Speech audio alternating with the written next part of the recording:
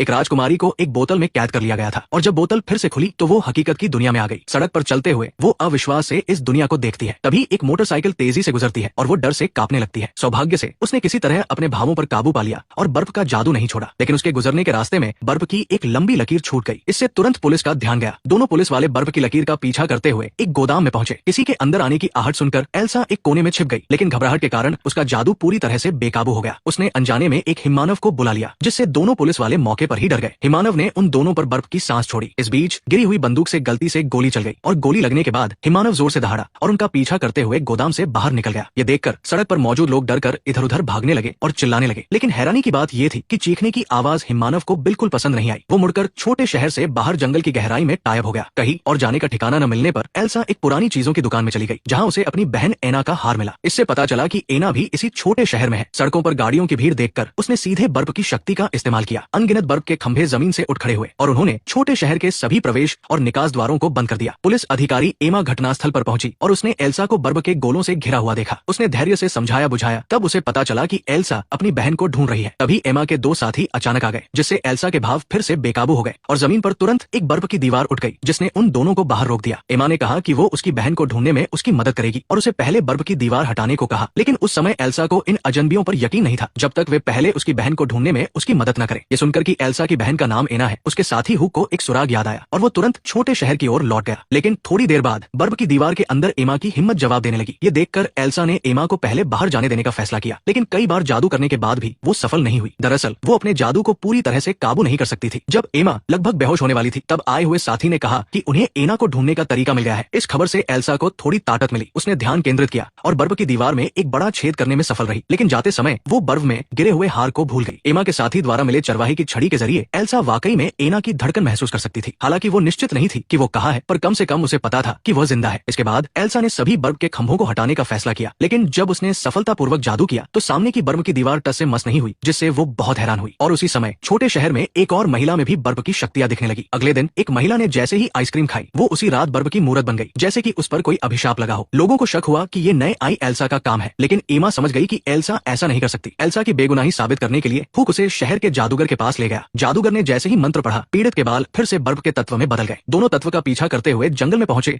और पाया कि जादू करने वाली आइसक्रीम की दुकान की मालकिन मेली है। सच जानने के बाद हुक मदद के लिए वापस जाने की तैयारी कर रहा था, तभी उसका पैर वही जम गया। एल्सा हैरान थी। उसने कहा कि वो उसे बिल्कुल नहीं जानती। मेली ने कहा कि ऐसा इसलिए है क्योंकि तुम्हारी याददाश्त मिटा दी गई है और जिसने तुम्हें कैद किया था वो तुम्हारी बहन एना ही थी। ये सुनकर एल्सा ने सोचा कि ये बिल्कुल बकवास है। तभी मेली ने एक बार फिर जादू किया और पास में खड़े हुक को मारने की तैयारी की, लेकिन सौभाग्य से एमा समय पर पहुंच गई। दरअसल एमा भी जादू करना जानती थी। हालांकि जब एल्सा